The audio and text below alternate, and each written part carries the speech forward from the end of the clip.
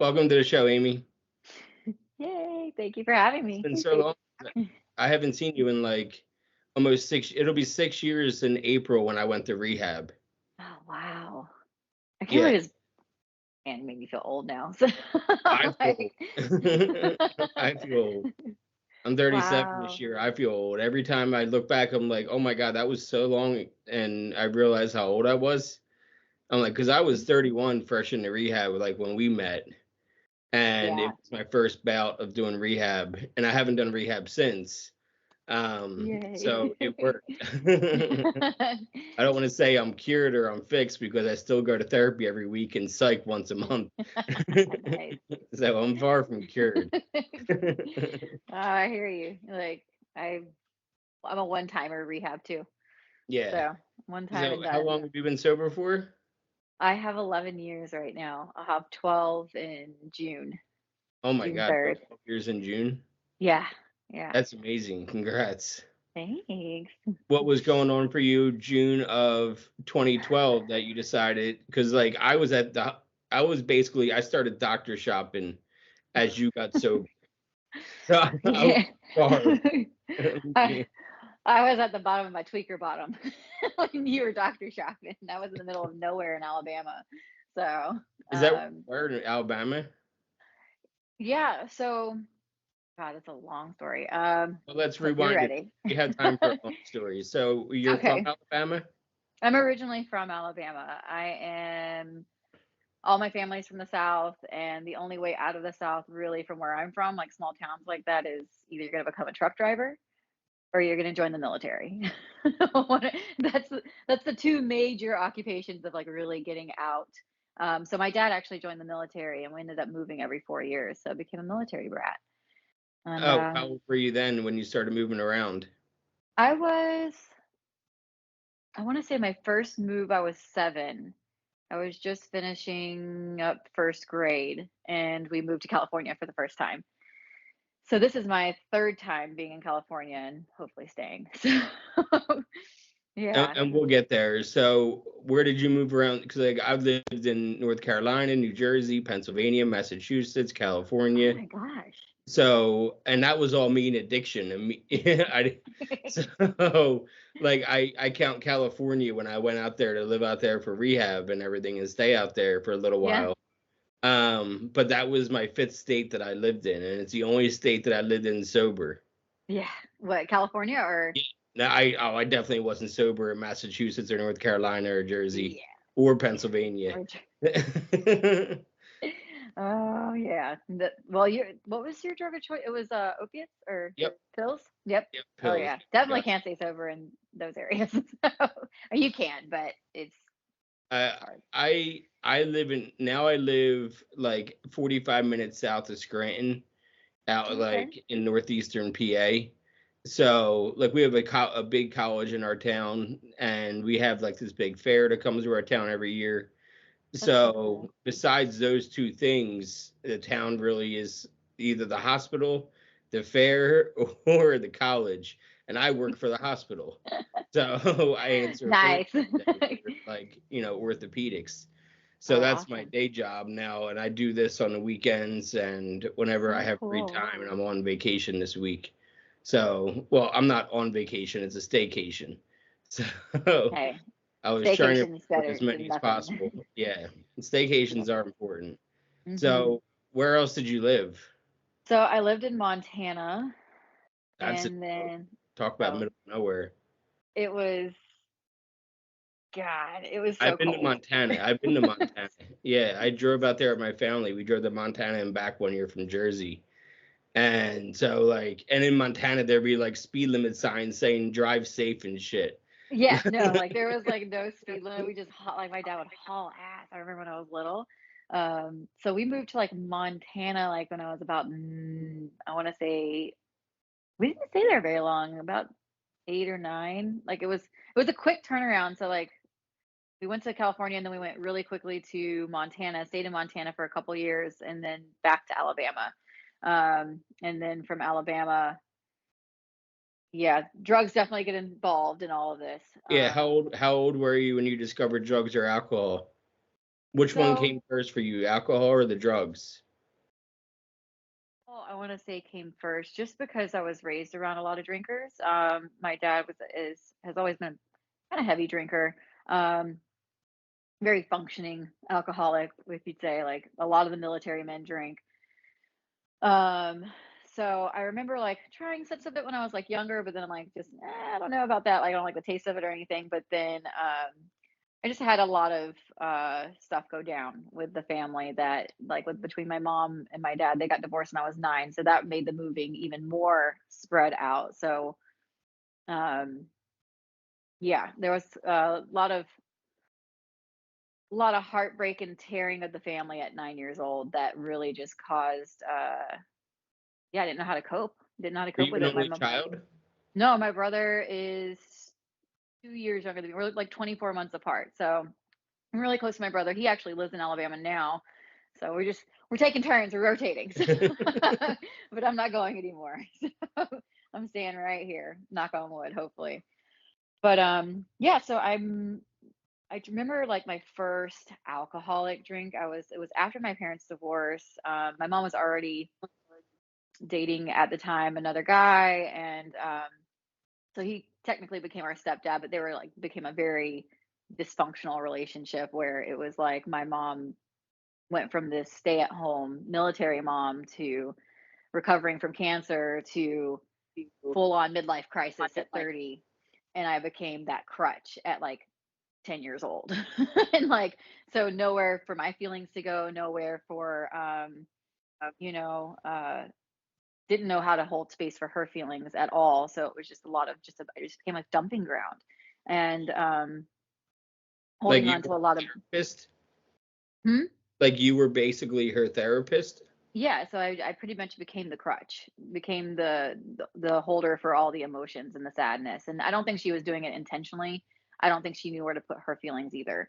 So I really feel like before I used to blame my parents a lot for my addiction, and like it does play a factor into how I coped with life because I really didn't have any other coping skills. It was like the first time they introduced me to a drink. I remember I was hanging out with my mom and my stepdad, and they were at a football party, like Super Bowl party or whatever, and their cousins there, and they were just all drinking, and I was like sneaking drinks, like they were sneaking me a little bit of Seagram 7 in Capri Sun. And so I was like like 11, 12 years old walking around with like sipping sips of Capri Sun and Capri Seagram Sun. 7. It was disgusting. That's But I just felt so so great. cool. Yeah. Yeah, it was And uh, how old were you then? I think I was like 13, 12 or 13 years old. I want to say I was 13, but that was like my first experience of like Being mind drunk. altering drunk Yeah. substance. And it's so funny because I remember like I just got shit faced. And what happened was I was sipping on drinks there. They had already been sneaking me drinks. And so when we all got in the car to go home, we had a couple of the cousins ride with us, and everybody was all packed into the car. And so they were passing around the bottle of Seagram 7. And I'm like, let me try a sip. Like already manipulating, pretending that I didn't have any before. And my mom was Oh, like, let me just a try sip, it. just a sip. And I turned that bottle up, and that ego kicked in, and I kept drinking it until I didn't feel anything. And the bottle went down. I don't remember anything after that. I blacked out. I heard I was a nightmare. I think they tried shoving a Remron down my throat to like get me to go to bed, which is so dangerous, like for a 13-year-old. Yeah. But like I remember waking up locked in my bedroom, like from the door, like my door was locked on the inside out, and I was like, oh, just unlock the door. I guess I couldn't figure out how to unlock the door when I was in my blackout. I guess I turned into a raging drunk wanting to fight the world. Um, Seagrams no, does that to you. yeah. And I woke up in vomit, swore I just remember I swore I would never drink again. I was like, I'm never like this was the worst experience of my life. I don't know why people do this. This is awful. I had the worst hangover the next day, and they made me clean the garage as my punishment. And so and fed me eggs, cheese eggs. I was like not wanting. I was just I remember the whole thing. And yeah, and it's so funny because like 2 weeks later, and that's like where what makes I feel like makes me different, or it separates the addict and the alcoholic from just the average normal drinker, is like I forget the consequences.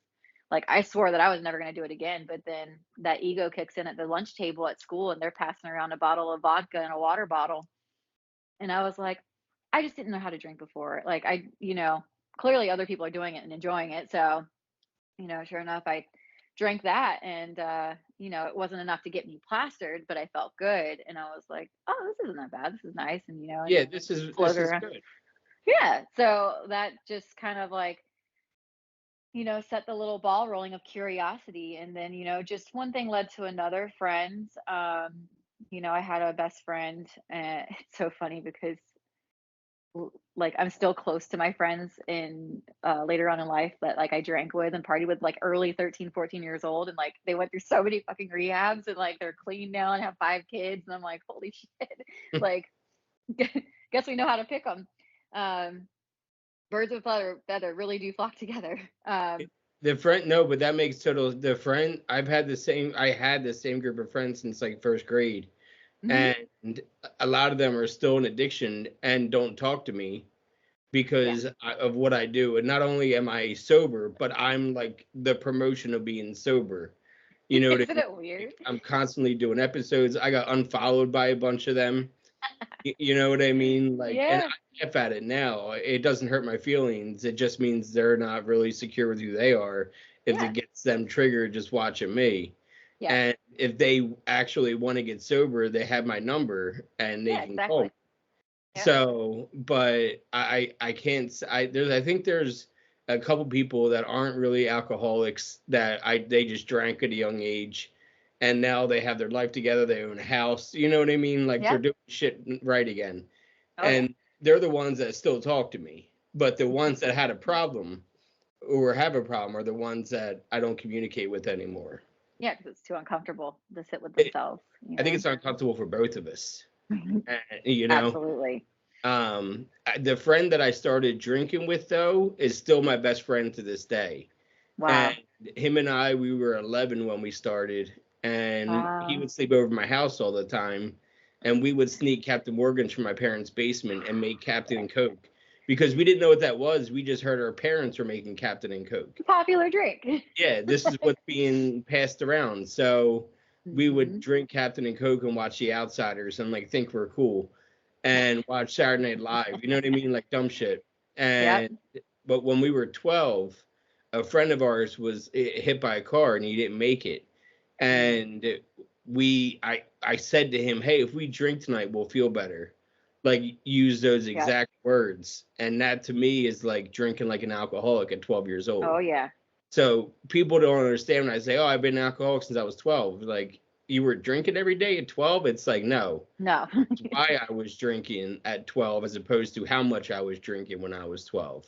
Right. And that's Exactly. something I like to hammer home with of why I was 12 and an alcoholic.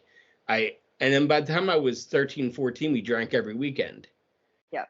You know what Oh I mean? yeah. Friday and Saturday nights we're sitting by the liquor store trying to find a homeless person to go buy his alcohol. You know what I mean? And tip them to buy Uh-huh. themselves a six pack, and that's what we did. We had plenty of people that could get it for us, so why not? So I understand the drinking in school and drinking at a young age because I've been there where you put it in a Gatorade and you bring your Gatorade bottle in with you and you Yep. in the Gatorade before gym class and shit. Like every time you go to your locker, you have some more Like of the Gatorade. nobody can smell it. Nobody knows. Well, for me, I always smoke cigarettes, so I always just Sorry. smell like an ashtray. Can't smell no alcohol on you, just an ashtray. I started smoking when I was 13, Yeah. so I always just smelled like cigarettes no matter where I was coming from. Uh, Yep. and I used to know which people's houses that I could say when I would have come home, my parents weren't smokers.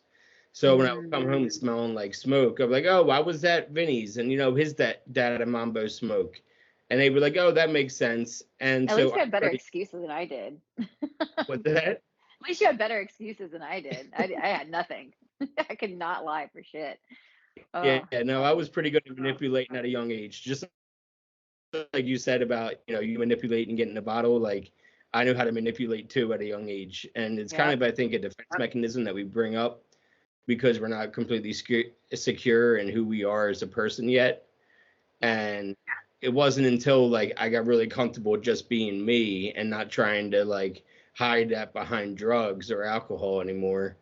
And I'm sure you know, 11 years, 12 years in, you're feeling the same way. Yeah. Yeah, it Now, was very. when did you or how did you get introduced to methamphetamines? So that is a little further down.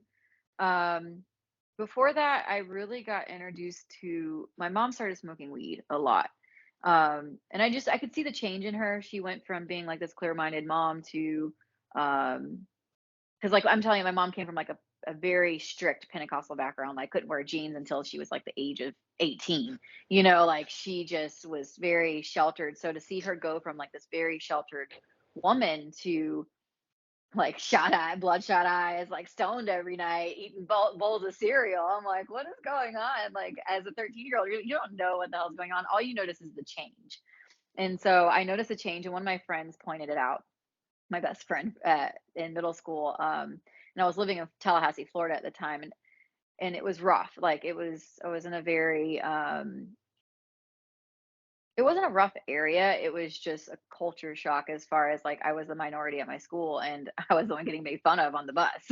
And, like, I mean, made fun of my shoes, I didn't know anybody, and so the drugs, like, the drinking and the weed, like, were, like, my outlets. Like, they were like, "Oh, this is how I can make fast friends," and so one of my friends says, "Hey, your mom smokes weed. I know she does. She's, like, stoned all the time," and I was like, "Okay," and she was like, "We're gonna find it," and so we found my mom's stash in her bedroom, and when I tried marijuana, that was like I used that very addictively. Like I fell in love. Like it was just anytime I could get my and I like my mom couldn't get mad because what's she gonna do? Be like, you found my stash, don't smoke my weed, like Yeah. because it was illegal at the time, you know? You Yep. can't do it. And so I became a pretty big stoner and I just started hanging out with that party crowd. And that really just led me to college parties. I mean, they were dressing me up at like 13 years old and taking me to FSU parties like on campus. And like, I look now and like I have 14 and 15-year-old and I'm like, oh my God, like I cannot imagine like them going to a college party and like pounding beers and like smoking weed with 20-year-olds. Like, but that's Yeah. what I was doing. Like I was saying I was hanging out at so and so's house and you know, and it was just one thing after another of being introduced to things. So it was like and I was so scared like to try anything drug related because of dare and all this stuff, you know, growing up. They really make you think you're gonna die if you smoke a joint. So Brian the Lion. Brian the Lion, and it was so crazy, like but, I remember, like, because, "Oh, well, this didn't hurt me," you know, when other another substance would get introduced, I would just try it because, like, everything's a lie. So, they just don't want me to do anything, they don't want me to have fun.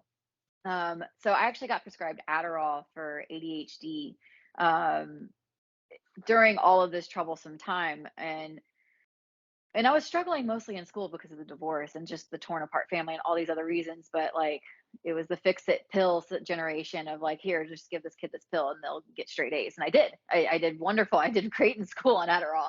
I didn't know you could abuse it. And one of my friends, she told me, she was like, oh, you can crush these up and snort them. And I was like, oh, okay. Did that, really didn't feel a lot from it. I didn't really get introduced to the stimulants until about 14. And my mom was going she filed for bankruptcy, was losing her home because of her own addiction. And so like I'm watching it as a teenager, her addiction spiraling and her losing everything because of her addiction. And I'm not really and I didn't know at the time it was because of the addiction. I just saw my mom's life falling apart. And my dad, even though he was a very high functioning alcoholic and a little aggressive, um, he was like the complete opposite, very structured and disciplined. So I decided to come out here. We would visit him during the summer. So he was out here in California. And I decided to, you know, make the decision, an adult decision to go to my dad's because it felt safer. You know, there was more structure, there was more stability.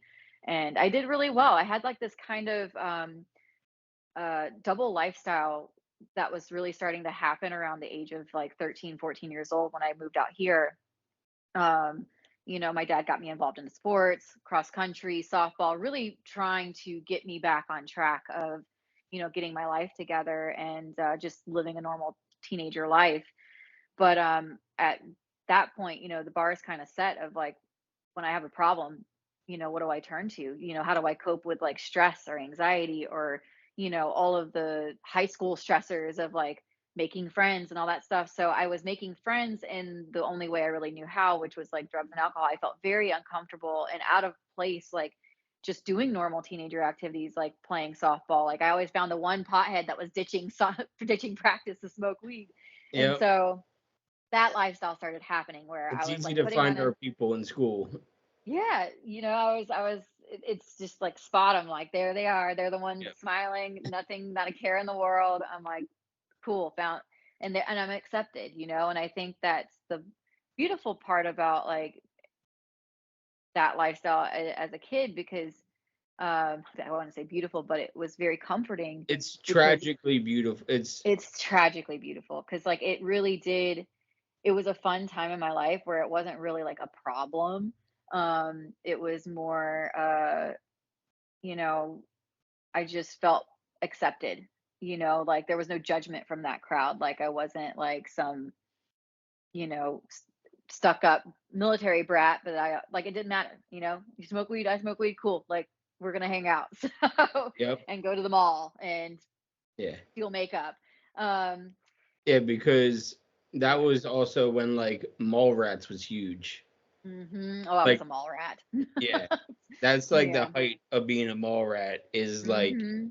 mid to late 90s into like the mid 2000s. Yep. That's like that age of where of people because malls started falling off after 2005 in my opinion. Yeah. And that's when they started going down the drain is around 2005 or 6. By 2008 malls were like emptying when the mortgage crisis happened, everyone was getting Yeah. foreclosed. That's when like the malls started really shutting down. I used to work in a mall at a Best Buy that was in a mall, and the mall just was getting shut down around us, and eventually we shut down and moved to an outside mall.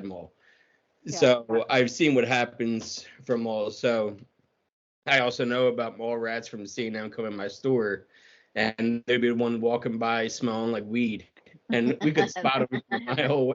Because the guys that I smoked weed with at work, I made friends at work fast because I go, you smoke, I smoke. That's you Yeah. want to go for a ride after work, and we'll smoke a You want to blunt. burn one? Yes. And I found friends quickly at in most of my jobs from that. Now I work in a hospital system, so I can't really bond with people over that like I did in my Yeah, 20s and my teens. exactly. Now I have to be like grown up shit. Yeah. And Yeah, it really was a saving grace, when it served its purpose because I don't like I have a lot of gratitude and respect for substances because it did hold me over through those years where I really don't know how I would have coped. I think I would have went the mental health route, like really bad. So without anything. Um and yeah, that's just how I made friends. And so I was really starting to live a double life of putting on a good face, going to church, doing all this stuff, and then um, hanging out and partying, when I could. But I was a lot more sheltered when I was at my dad's. So it was like hard. Like once I had all this free, wild, like do as I please lifestyle, and then trying to put yourself back in that box of like, no, like you need to be a functioning adult in society or a teenager or whatever. I didn't even know what I was at the time, but yeah, that and then also like I also identify as a sex and love addict too because my one of my addictions is relationships. And I remember when all that stuff started going down, I always had to have a boyfriend. Always had to have a boyfriend. I could not be alone. Like that the kind of became my crutch and to hold my space and hold my feelings and made me feel safe.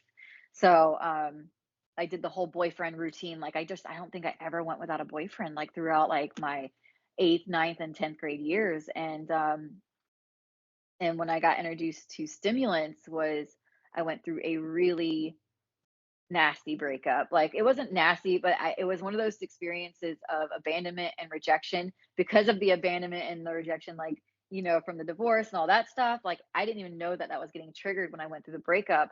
But what happened was I reacted to the breakup very poorly. Like he ended up cheating on me. And I remember like him being with a new girl like the next day at school. He didn't even go to the school, like, but he was showing up at lunchtime. And I just remember being so heartbroken from that relationship. And, my friend group kind of started to change. And I really just started feeling lonely and isolated. And I was hanging out with a couple of girls on the Air Force Base actually in San Pedro. And parents were at another party. So all the kids would hang out, military brats would hang out at the house that didn't have the parents. And it just happened to be this one chick. She busted out a bag of Coke, and I remember my heart thumping of like, what's that? And she was like, oh, this a bright, like this will make your day, kind of like you said, this will make everything better. Mhm. And I was like, are you sure? I just remember being, are you sure? But I won't ever forget the first line of Coke I did on the counter at my friend's house. And just I felt like it was like the missing link. It was like somebody went and turned the light switch on of like, oh, I feel good. Like I Yeah. feel happy. I Like, remember my first line of Coke too, and it whoo. was like that. And I was pill addict, but Hmm. I was addicted to the act of snorting as much as I was the drug itself. Yes. You know what I mean? Like I don't care if it Oh was yeah. ibuprofen. You want me to sniff it? I'll sniff it. You Yeah, know, you know? exactly. I sniffed a And Tylenol PM one time. yeah. Oh And so god. I was addicted to snorting as much as so like especially when I was trying, like, I don't want to say I was trying to like kill myself, but I was fantasizing about it. And I never wanted to do it so that my parents were upset, thinking it was their fault. Yeah. So I would always mix like downers with cocaine. Like I would literally mix them in the same pill, you know what I mean? Oof. Like the same pill mixed with, and do a line of it mixed. And because I was trying to stop my heart and it It's wasn't funny, working. but it's not funny. But No, it is. It's ridiculous now. yeah. But and then I started like picking out a tree that I would drive into and make it look like an accident. Hmm. When it was Yeah. raining, I would go for a pack of cigarettes, Yep. and that was like my drive of like, do I do it now? Do I not? To the point where I started bringing my dog with me on my rides because I knew I wasn't going to hurt myself if the dog was in the car. Right. And like when I went to rehab, my whole concern was what's going to happen with my dog. And my Yep. parents took her in, and they have a huge backyard for her to run around in. So still to this day, she lives with my mom, and Oh. she's got a dog that's her age. That's a black lab that lives there too. So they're just a couple old ladies. They're both like 12 years old, and and they both are like the Golden Girls. Like they don't interact with each other, but they live with each other in harmony. Aw. Thank So God for dogs. I know. So, but yeah, I don't know if I'd be sitting here if it wasn't for my dog keeping me sane a bunch of times. No. And I got lucky that I found high sobriety, Yeah. and which Yeah. I know that you're still an advocate for cannabis because or else you wouldn't feel Yeah. comfortable with working at high sobriety. Absolutely. And for people that don't know what high sobriety is a sober living that I lived at for about 3 months, 4 months. Mhm. Um, and Amy worked there as overnight and our babysitter. The glorified babysitter. And I would sit out there and just smoke cigarettes I would smoke for whenever I couldn't. hours talking. Yeah, because I couldn't sleep in the middle of the night because I was coming off drugs. Hmm. But you actually helped me get. It was you and Alex that helped me get later Oh. curfews so that I Yep. could go to the late night meeting every night. And Yep. you told Allison like, yeah, he needs this late night meeting. Like it's going to be Mhm. good for him. And I can't thank you guys both enough because it was Oh. huge. And I met so many people that have even been on this show that I met at the late night meeting in Marina Del Rey. Yeah. That was my favorite meeting to go to every night. It was 11 o'clock. One of the old timers just passed away from there, Marshall.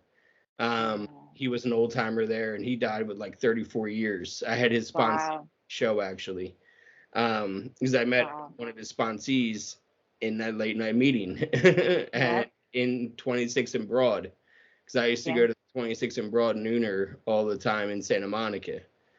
There's so many good meetings out there, There like really is. There like really is. And people it's need it, to take those night advantage. meetings are those night meetings are, nighttime's hard when you're getting clean. Like your mind tends to go more, you have more time to think. Like it's just especially if you can't sleep, like you just get a lot of bright ideas at nighttime. So thank Yeah. God for late night meetings because man. You never knew what you were going to get out of a late night meeting. I was talking to somebody about this. at Marina Center, there's a lot of homeless that live around there, and they will Mhm. come into the Marina Center's meetings just to get Yeah, the free snacks and the coffee. and stay Uh, warm, yeah. there was one night, and a guy was sitting crisscross applesauce in front of the podium, just staring up. And then he went into the bathroom, and when he came out, we all looked back like we could smell it. And then he goes, "I gotta tell myself I just smoked meth in the bathroom." And all you can You're do is like, laugh because "Good we're like, for "All right, you, well, dude. thanks for being honest. You can have a seat now." And he goes, "Well, I Thanks want for to find sharing." out." Yeah, yeah. He's like, "I want to find out how you not smoke meth in bathrooms anymore." I'm like, "All right, we'll sit down and we'll talk about it." So we all You'll get centered the there. rest of the meeting around his question of how to not smoke meth in a Oh bathroom. god. Wally's on a meth high. It's great. Yeah, while he's so you're introduced to cocaine when you were a teenager.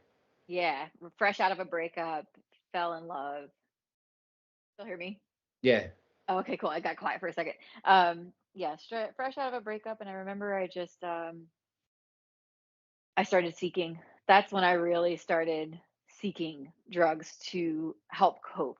Like I remember that was the first time it was like I was like, this is the solution to all my problems, and I need this around the clock.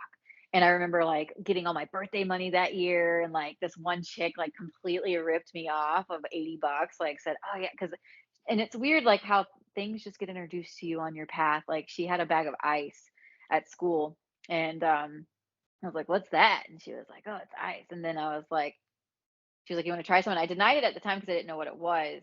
But then after trying Coke, I remember seeking her the next day because I was like, "Oh, she has stuff."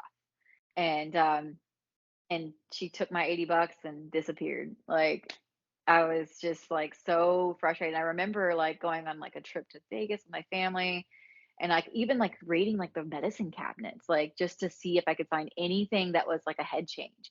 I really started chasing that head change at that point. And I think my parents noticed at the time too. And I remember having a bag of shrooms that somebody gave me hidden in my jewelry drawer. Never did them because I was so afraid that I was gonna try them by like trip balls like by myself and like not know what to do and then like really blow my cover in front of my family. And Yeah, I they highly ended up recommend if you're trying mushrooms, don't do them alone for your first time. okay, I'm glad I didn't do it then. Have a buddy with you. Make sure that buddy has experience in tripping so they can walk you through it. I definitely don't recommend getting shrooms and eating them by yourself because it will not turn out okay. I'm glad I listened to my gut on that one, you know? Yeah, So I didn't actually, and then what's sad is that my stepmom actually found it and she was like I guess they started snooping my room to see like what the hell I was doing because I clearly like behaviors definitely probably changed, my demeanor changed, my look, like everything changed. And they ended up finding the bag of shrooms and threatening to send me to rehab. So I was literally like Amy Winehouse, like, no, no, no. yeah, And as soon as that summer hit, like I always like so if I lived with my dad, I would visit my mom during the summer. And if I would live with my mom, I visited my dad during the summer. And so I just refused to go and it just happened. I got lucky. It just happened to be at the time. And I think if I would have went to rehab any sooner, I think I would have been those one of those repeat just in it because I would have been too soon. I wasn't ready. I didn't even see that I had a problem. I didn't even see that like I was just getting started. yeah. Um That was when my parents were asking me to go to rehab, and I was like, I'm not ready yet. yeah. Like, there's no point of going. And I was like making point. I was like, look at this person, that person, this person. Yeah. They all went to rehab and they still have a problem. So like I want to go there when I'm ready because that's when it will work. And that's when you met me. It's because I knew that this is You were going to ready. work. You were definitely ready. Like you were and I really think that's what makes or breaks like success in recovery is like it at the end of the day it comes down to the person, you know, like for me I had to be convinced that like I needed help.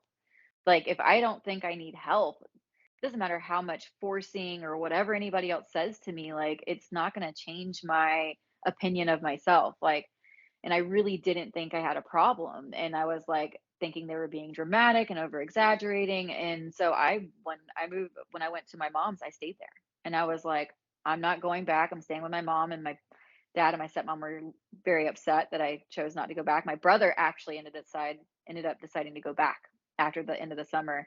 But for me, I was like that summer was like 16. My mom was living in Panama City, Florida at the time, and it was like party fest. Like there are head shops, like I got my belly button pierced, like I was drinking like I mean alcoholically drinking, partying with people I didn't know. I mean, I was just getting in the car with like strangers, like, just that I met on the beach and stuff. And my mom, I guess, she just didn't see the red flags because she's in her addiction too, and so she's doing her thing. So she's really not paying attention to what I'm doing. So it became like a roommate situation where, we'd buy a 6 pack, drink, play cards together. And it was the best summer like ever. Like I just No had a wonder why you freaking didn't want to go blast. back. It's Hell not. no. Like I was having a ball.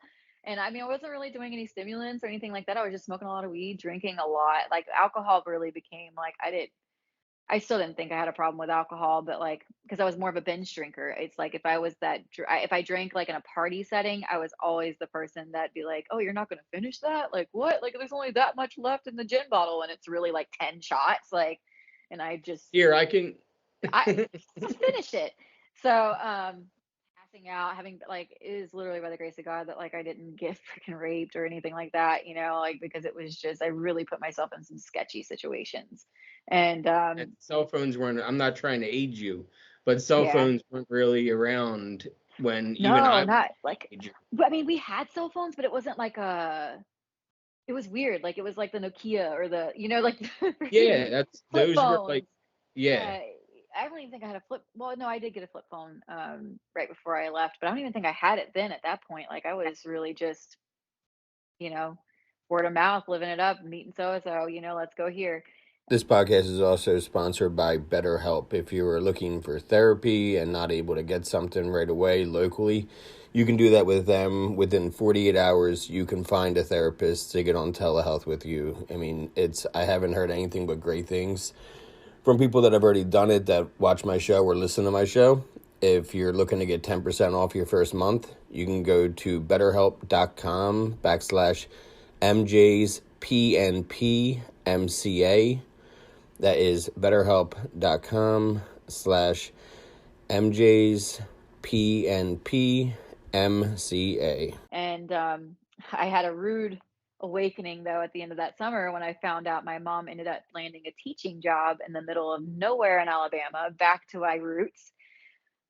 Like, it was great because I had, like, old, friends from elementary school that I remembered, but, like, it wasn't the same. It was a really small town. So I went from, like, partying and living it up in Panama City, Florida, to being like my plan was totally destroyed when I had to start my 11th grade year in freaking a class of 43 students. It was like literally a K through 12, one stop sign, one graveyard. There was no hospital. It was like Andy Griffin show. There was a deputy and a sheriff, one bar in town, a caution light. And, and like my mom lived on the outskirts, like in more of like a city-ish area in an apartment. And yeah, that's where I really just, again, that lifestyle of like, how do I make friends? Smoke weed, find the pothead, and then I met this one chick and she was dating a dude from this family. And we just went to a football game and I ended up meeting him, Mr. Right, with all the connections of, because I was really looking for coke. I was like, oh, I remember how that felt. Like it was always piggy banked in the back of my mind. I was like, if I ever come across this again, like I'm this is what I'm digging, looking for. this is what I'm looking for. And I found it. And he was this quiet, mysterious type sitting on the bleachers at the football game, didn't go to the school, was a construction worker laying brick. And he was the brother of my best friend at the time. She was dating the brother.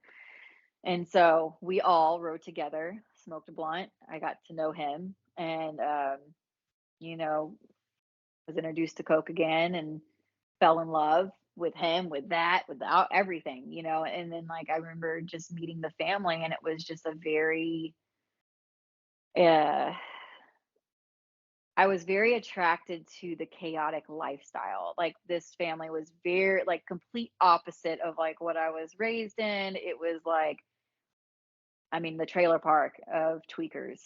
And I couldn't wrap my head around like why it was so crazy. Like everybody was cussing at each other when I go to their house. Like there would be like a pile of dishes in the sink. And so I'd like make myself useful, right? The codependent me, like make myself important and a part of, and they'll want to keep me. And not even looking at like what I'm getting myself into, just walking into it blindly. And so yeah, my hours like started becoming revolved around this relationship, like where I just any chance I could get I would be at his house, any chance I could get, like we would be together, and not realizing that I was getting very involved in a very toxic, unhealthy situation. Like it was just a very bad situation. And I just remember, like I won't ever forget, like I met his father and his mother, and I remember shaking the father's hand and my gut just kind of like sunk. Like it was just a never had that feeling in my life. Like it just like my heart sunk for no reason. Like it was no reason for me to feel this way. It was just like, hey, nice to meet you. And I just was like, ooh, like just it felt like I was on a roller coaster and something just dropped. Like this is bad. Um, and fast forward a little bit, like I'm kind of just living this dramatic, like chaotic high school life, like getting into arguments. Had you been introduced to meth officially yet? Not yet. So it's Okay, coming. so So it's what still happens? cocaine. Okay, yeah. Well, what happens is I'm getting to know all the connects, all the people that he's hanging out with, involved. And while I was away visiting my father, I found out that well, he's my ex now, and his dad went to jail for something. I didn't know why. And then I came back, they got out, and then when I was at their house, they got raided and went to jail again. And I was like, what the hell is going on? Like I just stepped into like a shit show. I was like, what is happening in this trailer park right now? And so they all got arrested except for his mother and his youngest brother. So it's him and a family of 5 siblings. And so it was him, his 2 brothers, his sister, and they had an older brother that didn't live with them anymore. But they all were living together in this trailer, like without lights, like just insanity. So they ended up going to jail, and like I'm stranded there. Like what do I do? Like I just hang out here and figure out, because I've never seen somebody go to jail. I'd never seen like what that lifestyle is like. And they were so nonchalant about it, like, oh, we'll have to figure out how to get them out tomorrow. And his mother was smoking out of a light bulb, and I was like, what the fuck is that? Like, what are you guys doing? And it was her and her 14-year-old son, and they were smoking meth together.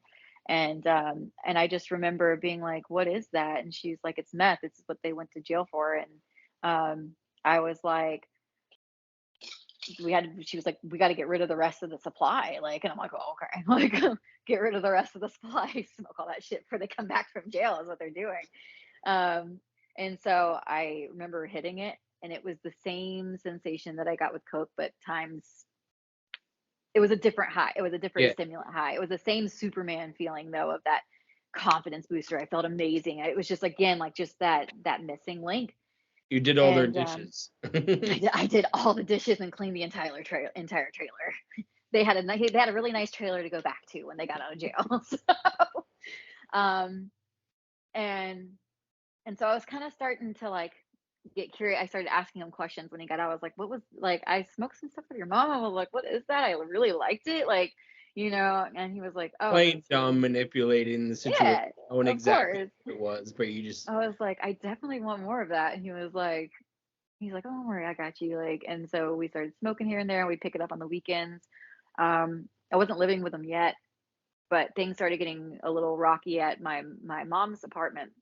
Um, and my mom started picking up on like, oh, this is a rough family. She's ditching school. She's not showing up, blah, blah, blah. And I kind of listened to her at the time because he started getting really controlling with who I was hanging out with. Like I was hanging out with other girls, like, still wanting to do the whole teenage thing of like, go to this party and hang out at this so-and-so's house and like have beers and blah, blah, blah. And he just started getting very controlling with who I hung out with. He was like, I how don't old want you was he? going. He was, so $16. I just turned 17. And he was, he's 5 years older than me. So do the math, 22. 22. He was 22. Yeah. Yeah. And so he was like, I don't want you hanging out with so and so. And I really didn't like being controlled. I didn't like, being told what to do. So I actually broke it off. I was like, nah, I'm good. He started showing up around my house, and I took it as a form of love. Oh, he really cares about me. Oh, he loves me. He's showing up at my apartment being all psycho. Like, Yeah, he must really he have must strong feelings for really me. like me. Yeah, like, oh, he really Yeah. loves me. And not seeing the red flags. It was like somebody just took a bouquet of red flags and was like, here, like, and I'm just like, it's beautiful, and I can change him. yes, exactly. And I really did think that part of me like wanted to fix what was broken. And Do you think so that had to do with not being able to fix your parents at a young age? of course, absolutely. Like I really think that once that brokenness in the family structure happened, it was like, my role became the fixer and not even knowing it. And like I still hate admitting it to this day, but like that's definitely a part of my disease is, if I could just fix this, then everything will be okay. And not really realizing that what's broken is me, is what needs to be fixed is myself and my insecurities and not being okay with myself and being alone. And so um, I, at 18, you know, I got in a fight with my mom on my 18th birthday, and like a literal fist fight because she got fired from her job for talking about smoking weed with a teenager with like her high school students. And I'm like, God, mom, you can't tell people how to roll blunts at school. Like, it's not okay. Um, can't do that. And so they actually let her go, and she was moving back to Panama City, Florida. And at that point, I was already fully invested into this relationship. Like, this is the person I'm going to marry. And yeah, we got in a huge fist fight, like argument. And threw my flowers out the car, and she was like, "Fuck it, you want to live with them? Like, live with them." And so I got out, got what I wanted, and as soon as I got what I wanted, it was like a reality check of like, oh shit, this is happening. Like I'm being an adult right now and like staying. I just made a very adult decision to move in with this family, and at first it was great. Like it was like, look at me, Miss Independent of the trailer park. I'm the prettiest one here. Like wearing my Daisy Dukes and my little boots, and trotting around, and we had our own I've seen trailer. Sweet Home Alabama. Just imagine Sweet Home of Alabama on crack. Yeah, Like if it was a crackhead version. we're on meth. It's Sweet Home Yeah, Alabama on meth. Sweet Home Alabama on meth. 'Cause I lived like where I live now, meth runs rampant, and it's Yeah, you know what I mean. It's it's because bad. we're not really close to a city, and there's a lot of people making it at home because obviously we Yeah. know it can be made at home, and it's a huge now it's being cut with fentanyl around here. I'm sure Yes. it is there too because fentanyl Oh, is it in everything is. these days. Yeah, Um, I work as a counselor at a methadone clinic, and I saw the transition happen. I saw it go from it being like opiates, like hydrocodone, Norcos, and heroin, to within like 2 years, nobody comes in testing positive for things anymore like that. Like they only come in testing positive for fentanyl and meth. what about Trank? Trank is actually, I've seen it running rampant over there on the East Coast. Holy crap. Yeah. Thankfully, knock on wood, it hasn't made it too bad over here yet. I really haven't had a single case of somebody on Trank out here, but I've definitely seen that it's really bad in like certain East Coast 'Cause, areas. I'm like, well, whoa, like, I grew up 5 minutes from Philly, which hmm means I grew up 15 minutes from Kensington, hmm which is like the biggest open air market in the country, yeah, where everybody is on fentanyl and Trank at the same time. I cannot imagine. Like, it's fentanyl itself is a really hard thing to navigate with people. Like, it's not a fun sight at all. It's really, I'm When did you start grateful. working there? I started working so shortly after, like after you left, I ended up getting my first counseling job at Oh, the okay. clinic, and it's like 10 minutes from me. So about 5 years ago, 6 years ago, no, 5 years ago, going on five. Yeah. I'll be on my fifth year in March. So yeah, I came to the good old methadone clinic. So and now I get to be counseling. It's awesome. It's a very hard and rewarding job at the same time. So But so let's cut back to you're 18, yeah, you're at move out on your own, you're full blown. Are you addicted to meth at this point?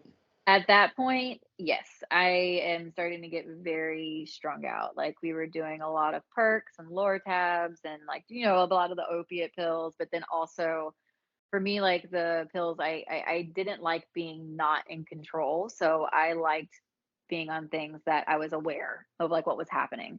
Just super Um, rare. yeah, hypersensitive aware. So that was like definitely my drug of choice. So anytime I could get my hands on it, I really started getting strung out. I was like probably 90 pounds. I was super tiny. I mean, really, really skinny. And I was in my senior year. And and I at the time we were living in our own little trailer, so it felt nice. Like, it was like me, my ex, and like one of we had a roommate, and we were just doing what the hell we wanted until we ran out of money, of course. And then I ended up getting pregnant my senior year in high school, and so that's when things kind of started to slow down. Where I really, in my mind, thought that like I'm going to get myself together. Like I'm gonna stop what I'm doing, straighten my act up, and really be a good mom and like be a better mom than what I was given, you know, and I had a lot of sweet promises and I stopped using, I stopped doing everything. I smoked cigarettes the whole entire time.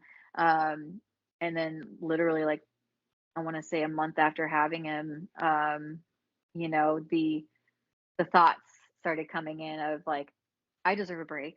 I went 9 months, like I deserve to have a night to myself, like I deserve to have like a break. And I remember, I won't ever forget, I was sitting in the rocking chair and like rocking him, and I saw him going out, with all the guys, like at the bonfire, drinking and smoking and, partying it up. And I'm like catching a resentment, I'm getting pissed off. I'm like, what the fuck? Like, I'm in here rocking this baby, and you're getting out there to go have a good time. Like, where's my break? And so his mother ended up, helping me out that night, letting me go and drink and smoke, and like, and that became the routine, was like the weekends. On the weekends I would, party it up, have her as the free babysitter, and and yeah, just started going all out again. And then I want to say like when he was like a 3 or 4 months old, he started getting, he got colic. um and he had colic. I just didn't know what was wrong with it, and I really didn't know what the fuck I was doing as a mom. I was 19 years old. Like, I have no idea how to soothe this child. Like, I was getting very like, I had a lot of stuff going on that I think like probably was postpartum depression or whatever. But I really just felt overwhelmed and lost. And like his mother, like, she was like, "Why don't you just let him sleep with me at night?" And I was like, okay. It was a bad feeling. I just remember I got a really bad feeling, and like I let her take over, and it just felt like I was giving my kid away. I felt like I had just given up. And and then I found out I was pregnant again. So, and then this time, um we were living in another trailer on our own, and I remember, I was about 4 months pregnant, and I managed to stop for the most part everything. And I just will never forget. I was like 4 months pregnant, and my ex and his Uncle Billy, who was like 6'4", who was like a falling down drunk everywhere he went. He would destroy our bathroom every time he'd go in there. Like, curtains would be down. It was just hilarious. Um, and, but he had brought some Coke over, and they started doing lines on the table. And I remember the whole, just should not, like, just justifying and rationalizing why it would be okay. Like, it's like, oh, it's okay, like it's not going to hurt the baby, like just anything to convince myself to do that line. And unfortunately I did do that line. Thank God, no learning disabilities happened or whatever, like, but it was the worst high. It's like, and I work with moms that, use the entire pregnancy, and I know how they feel, because I did it once, just once, and I felt like the biggest piece of shit. And I just not, and the not being able to say no, not being able to say no, and like that substance having that much power over me. And I've had like other experiences where I was like, shit, like this really has a hold of me. Like, I remember my dad came down. He was living in Washington. He drove all the way down to visit family, for the week or whatever, because all our family's in the South. And I remember him swinging by the trailer park and being like, "Hey, you want to, go to dinner as a surprise?" And we had just scored a bag of meth. And I looked at him and I was just like, "No." and I hadn't seen or talked to him in like 6, 7 months. And I was very close to my dad. And I just remember like you could just see tears welling up of just being like, he just knew. He knew what I was doing, and I knew he knew what I was doing, and it was just this very heartbreaking moment of like, I choose drugs over my family. I'd prefer to do that instead of hang out with you. And it was a big slap in the face, and just stuff like that started happening, and I really just my self-esteem, what I had left of it, just went just in the toilet, and I just said, "Fuck it, sex, drugs, rock and roll," and like fuck everybody else, and just I started getting this mindset of I really don't care about anybody else but myself, but not in a selfish way, but it was more of a I didn't think I could live up to anything else, because I didn't have any power, I didn't have any control, I couldn't stop. Um, and after my second son was born, it was the same thing. It was just this whole spiel, and like the relationship just got worse and worse, and it was just very controlling and very toxic, because he was a very nasty alcoholic, calling me names, slowly being brainwashed into cutting all ties off from my family. I couldn't use the phone unless I had permission by them. I didn't have my own phone. I really started getting disconnected from all of the outside world, and I really just got submerged into their lifestyle of like moving around every 2 or 3 months, until we go broke again. And that just became my life, watching soap operas with his mother while he went to work. And I tried to get a job, um, and I wouldn't be able to keep it, either being accused of cheating on him, or getting those harassing phone calls during the whole entire work shift, or just because of my own addiction. And it just it went from verbal abuse and mental abuse to physical abuse. We started fist fighting each other, and either I was going to kill him or he was going to kill me. It got that toxic to I just started seeing behaviors from him that really scared me. Like, it just got to the point to where like I didn't see a way out, and I tried to leave, and then I'd end up right back there like 2 days later. Or um yeah, it was a very traumatic very traumatizing, demoralizing time. I was starting to get passed around from his friends, for drugs. I started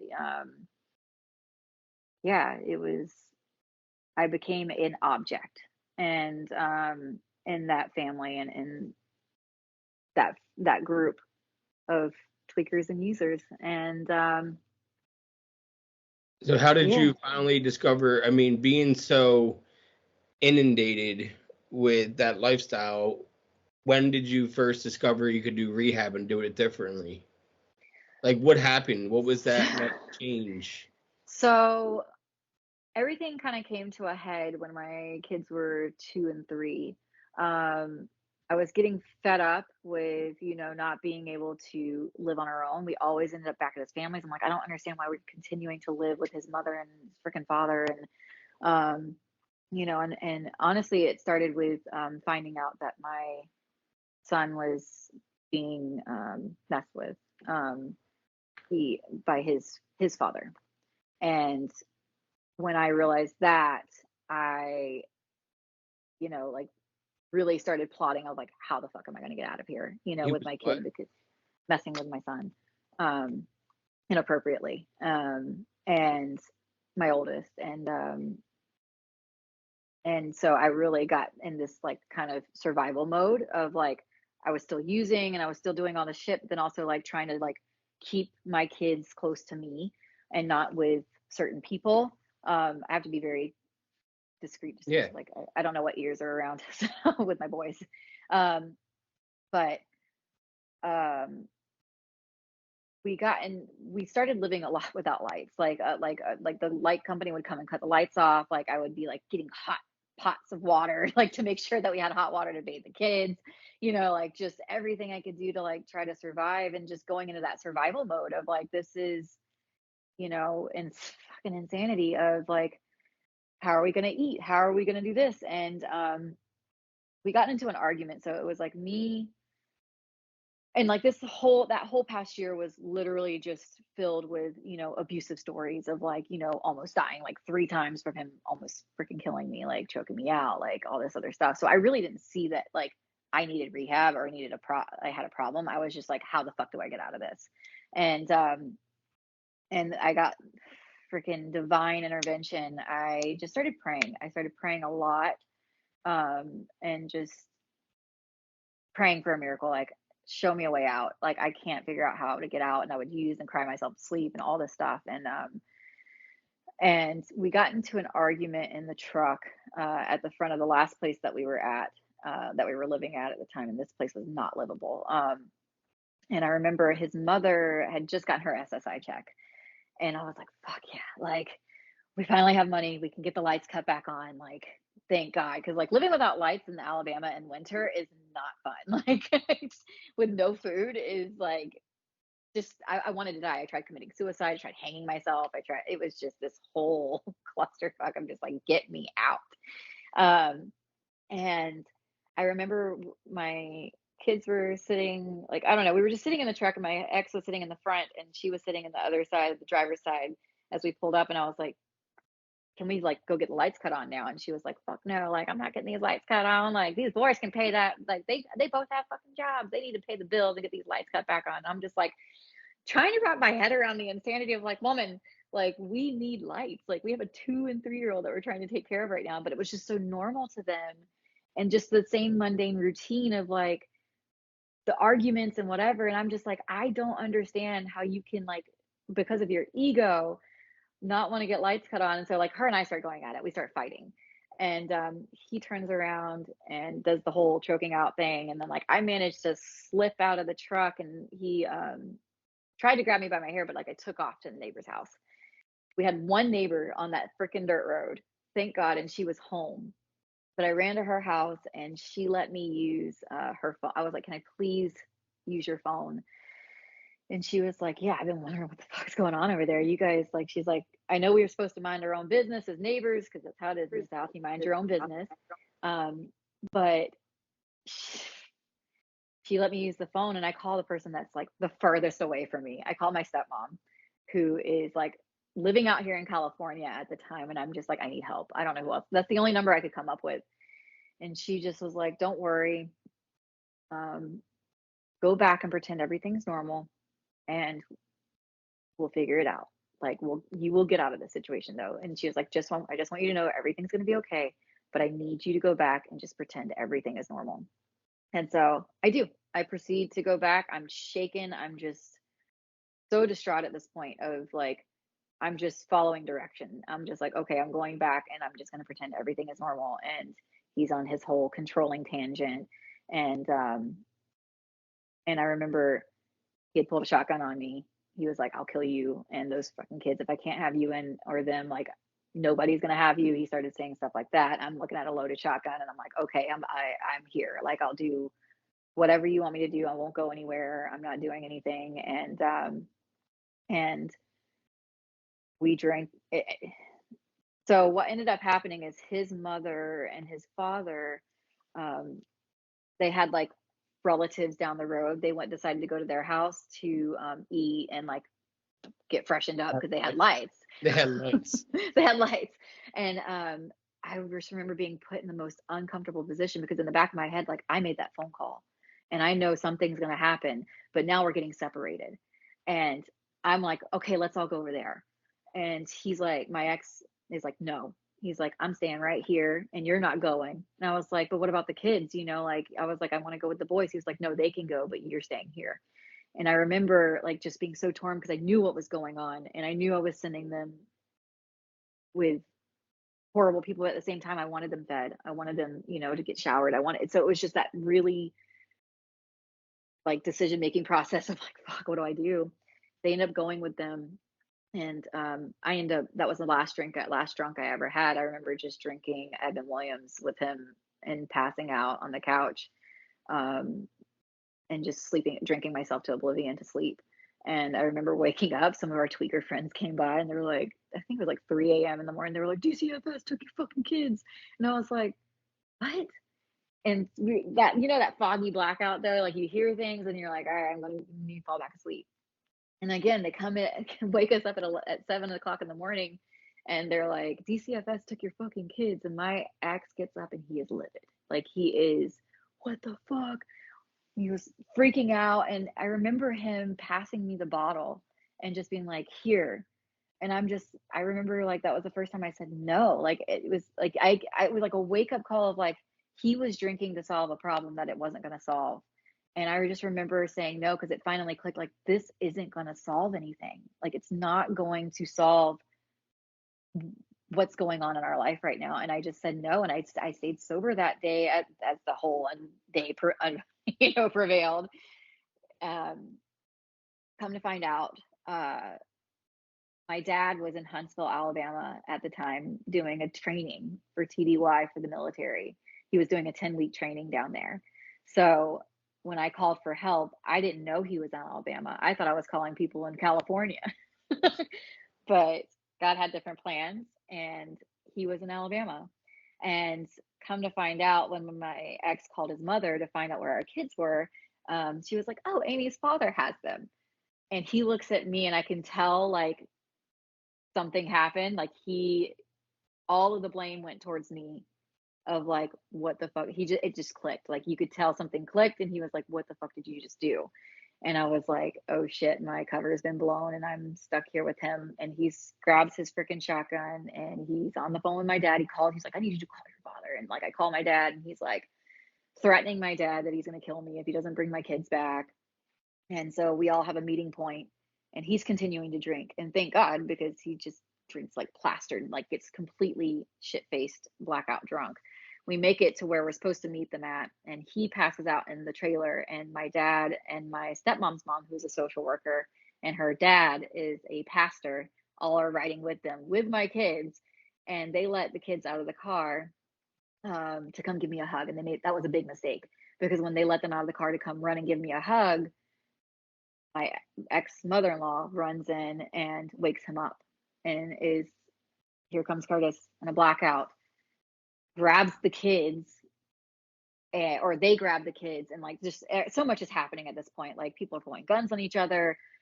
My dad and him start getting into an argument, talking. And then thank God for my stepmom's mom, Rebecca, who's a social worker. She pulled me into the car in the midst of all this chaos, and she was like, I'm going to talk to you.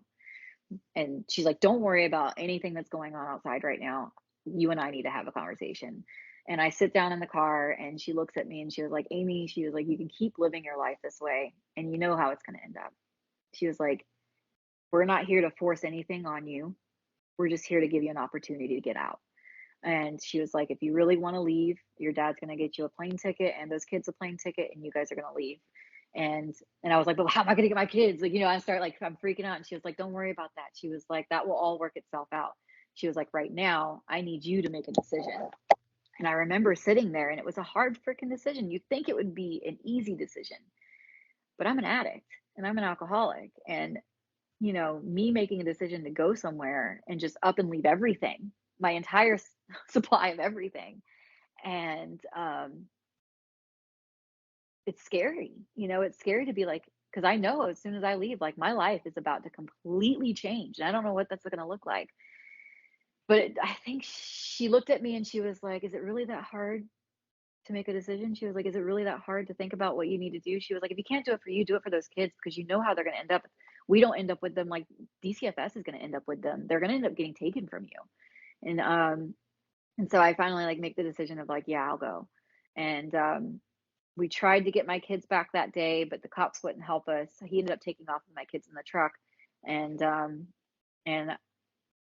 I had made the decision already. They're like, I'm going to get help. I'm going to get away, and we'll figure out how to get my kids, because I wasn't leaving without my freaking kids at all. I'm not leaving without them. So I ended up going to my dad's best friend's house in Troy, Alabama, a couple of hours away from where we were staying, just to like regroup ourselves and figure out how we're going to get my kids back. And I woke up the next day and I realized it was Sunday, and I knew exactly where they were going to be at. They were going to be in church, because his parents always took them to church on Sundays to put on a good face, and always, like just this whole facade of like, look at us, we're doing so well. Everything's good. We're a church. We're church going people. We're church going folks. And it's like, little do they know, like my grandmother is a Pentecostal or was a Pentecostal pastor and did a lot of evangelizing in that area. So all the church congregations knew my grandparents. Like they, like they're, oh, you're Pat Jones' granddaughter. Like, so thank God, because, and it was a long shot. I was like, I hope they're there, because they could have not shown up there. And I don't think I would have left with my kids if they weren't. But we ended up pulling up to the church that I thought they were going to be at. And sure enough, like we're sitting in the parking lot, like me and my dad, and I'm just looking and waiting, and I'm like, I don't know what to do. I don't know what, how this is going to work out. But I see her coming around the side of the church with the two boys, and my dad floors it up into the parking lot. I hop out of the freaking car and break up. She's running into the church, by the way. She's spotted us at this point. She's like, oh my God, like running into the church with the boys. And so I run into the side, and I ran right in front of the freaking pastor of the church in the middle of a sermon. And I don't even have shoes on. I'm screaming. I'm just like, give me my motherfucking kids back right fucking now. Like I look like a crazy, cracked out, messed out, frazzled 90-pound girl, like in the middle of a church congregation. Like all these people are staring at me, and they're like, what is going on? And the pastor comes up to me and he puts his hand on my shoulder, and he's just like, ma'am, he was like, aren't you Pat Jones' daughter? And I was like, yes, granddaughter. And I was like, yes, sir. And he was like, those are your grandbabies, or those are your babies. We know what's going on here. And you'll leave the church with those kids today. Don't worry. And like the women of the church, and it happened to just be my ex, who never stepped foot in church. So that was a big red flag for the church people, because they were like, you never come to church. And then Debbie was there, and then the guy, my ex's father, who's the biological grandfather, he wasn't anywhere to be found, of course, because of all the shit he was doing. And they separated them, and she handed me my oldest, and he handed me my youngest, and they let me go get my car seats out of the car. And thank God my wallet was in the truck. I had socials, so I had everything I needed. And I actually got to say goodbye to my ex in a very loving way. Like we did actually have a good goodbye. Of the church people offered to help him, like go get help. Like, you guys need help. You need to get your stuff together. And this is what they're going to do. They're going to go, and she's going to go get help, and these kids are going to be taken care of.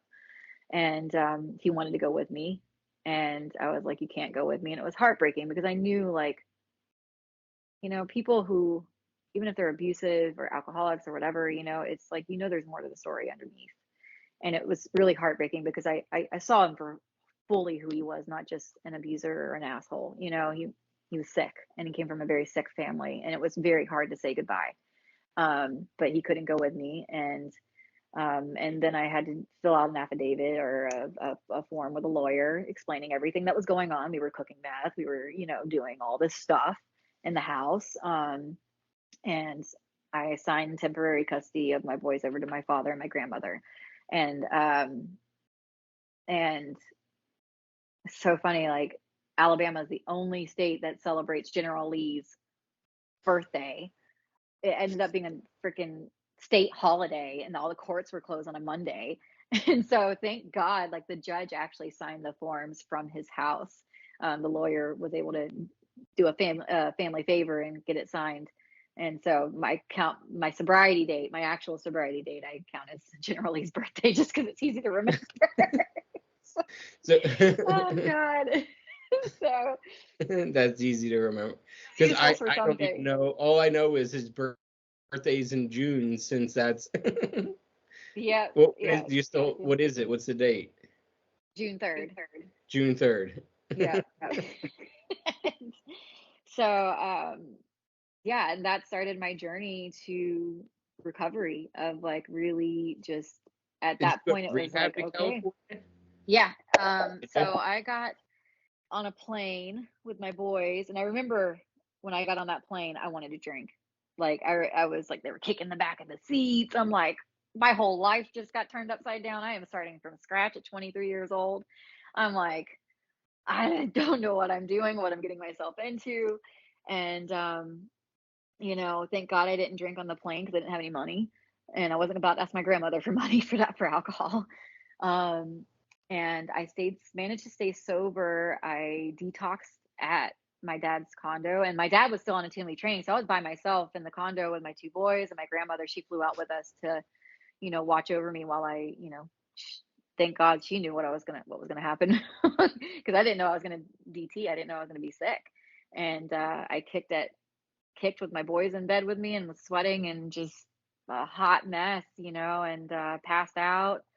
Miracle I didn't freaking die from DTs. Like I didn't really know I was gonna detox that hard, and my dad's church, the one that they were going to at the time, offered to help scholarship me to a rehab.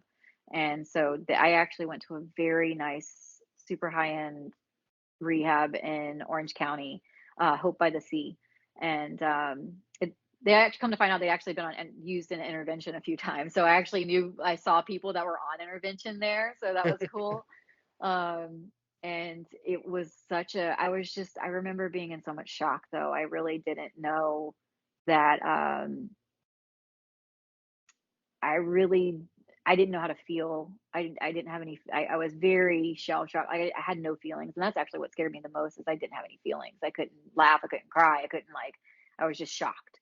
And I remember being in rehab and just being like my day one, signing the paperwork, and I was really just doing it to please them of like, I'm just doing whatever I need to do to get my kids back, you know, to get on my feet. If you think I should do a 30-day rehab, I'll do a 30-day rehab. I don't care. Like, I just want to make sure that I'm safe, my kids are safe, and I'm back on track. And I'm so grateful for this doctor at the rehab because he actually sat me down and I came in with a smile on my face. I was like, everything's fine. You know, I'm away from all the chaos. You know, I'm happy. I'm happy to be here. And he's just like, why are you smiling? And I was like, I don't know, what do you mean? I was like, what did he say? He was like, you are grinning from ear to ear. And I was like, of course I am. Like, don't you know, like what I just went through, you know, like in my mind, he was like, you're 23 years old. You're sitting in rehab right now. You have nothing to show for it. You don't have a dime to your name. You don't even have custody of your kids right now. And you're smiling. And he's like, girl, it is time to take the rosy glasses off and realize that you are the only one that got you here. It isn't because of him. It isn't because of mom or dad. It isn't because of anybody, but you, because of your decisions in life, ended up with nothing in rehab, not even having custody of your kids. And he hit something, and it was just like, he spoke the truth. You know, he pulled the curtains out from under my ass, and I started bawling, and I literally cried the entire time in rehab. Like they would have like a box of tissues like sitting on my chair before even going into group, because I was just gonna like crack every single thing that they had us write. And he even told me, he was like, what I suggest doing is, since you don't know how to run your life and since you don't know how to live it, start following people who do. Follow the counselors, follow the people who have a little bit more sober time than you do.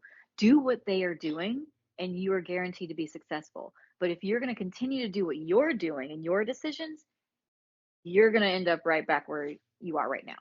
And so, the best suggestion I can give to you moving out of this doctor's office is do what they ask you to do in rehab. Like, if they want you to write a gratitude list, write a gratitude list. If they want you to go to a meeting, go to a meeting. If they want you to find a sponsor, find a damn sponsor. He was like, none of those things are going to kill you. They're only going to benefit you. And he just gave me this really good talk. And I was just like a sponge, just because he had already torn me down. I was just like a sponge. I was ready. And at that point, I was convinced like any life run on self is bound to be a disaster. And so that's just been my motto from the time I got sober is I follow direction, you know, and it has never failed me. Never has failed me. Good orderly direction, not the Yeah. bright ideas of the addicts in treatment that say, oh, maybe we should go get a bottle. Nobody know about it. It's like, no, follow the people who are successful. And that's how I've felt too, was I had to make friends with people who were actually trying to better themselves and not make their situations worse.